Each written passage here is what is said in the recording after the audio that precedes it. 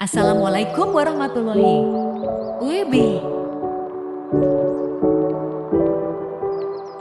Sistem ternak respirasi ruminansia dan non-ruminansia.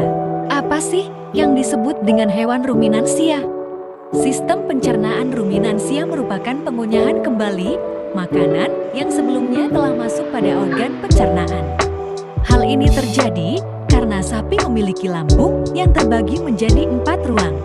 1 rumen, 2 retikulum, 3 omasum, 4 abomasum. Perhatikan gambar berikut ini. Ketika sapi mengunyah dan menelan semulut penuh, hal tersebut disebut dengan bolus. Untuk pertama kalinya bolus ini akan memasuki rumen, lalu beberapa bolus juga akan memasuki retikulum.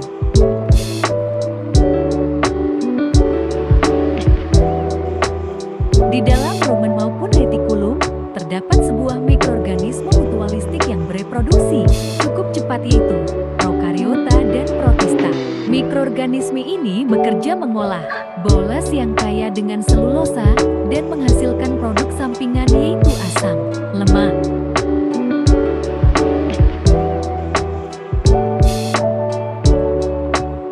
Sapi secara periodik meregurgitasi dan mengunyah kembali bolus yang kemudian memecah, serat menyebabkan makanan lebih mudah diolah kembali.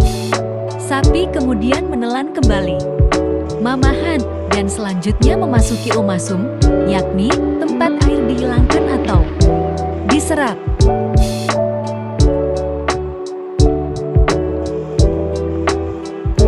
Mamahan yang mengandung banyak mikroorganisme tersebut lalu masuk ke abomasum untuk dicerna oleh enzim-enzim milik sapi itu sendiri. Pencernaan selanjutnya berlangsung di usus halus, usus besar, kemudian diekskresi melalui anus.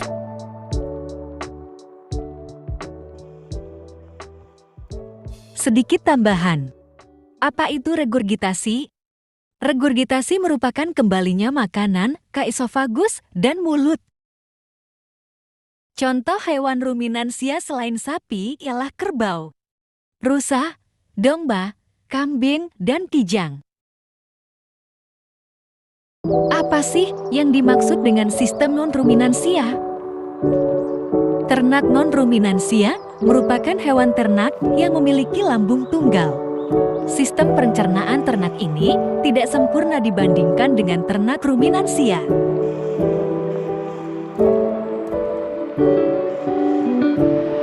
Unggas mengambil makanannya dengan paruh dan kemudian terus ditelan.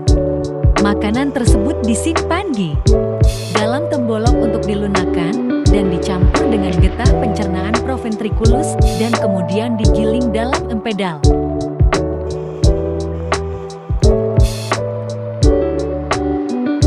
Tidak ada enzim pencernaan yang dikeluarkan oleh empedal unggas.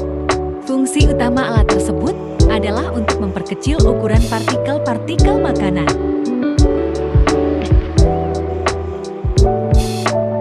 Dari empedal, makanan bergerak melalui lekukan usus yang disebut duodenum, yang secara anatomis sejajar dengan pankreas. Pankreas tersebut mempunyai fungsi penting dalam pencernaan unggas seperti halnya pada spesies-spesies lainnya.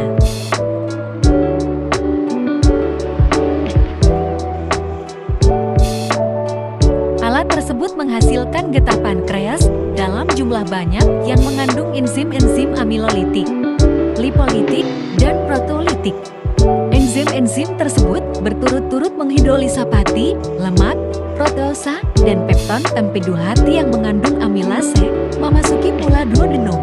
Bahan makanan bergerak melalui usus halus yang dindingnya mengeluarkan getah usus. Getah usus tersebut mengandung erepsin dan beberapa enzim yang memecah gula. Erepsin menyempurnakan pencernaan protein dan menghasilkan asam-asam amino.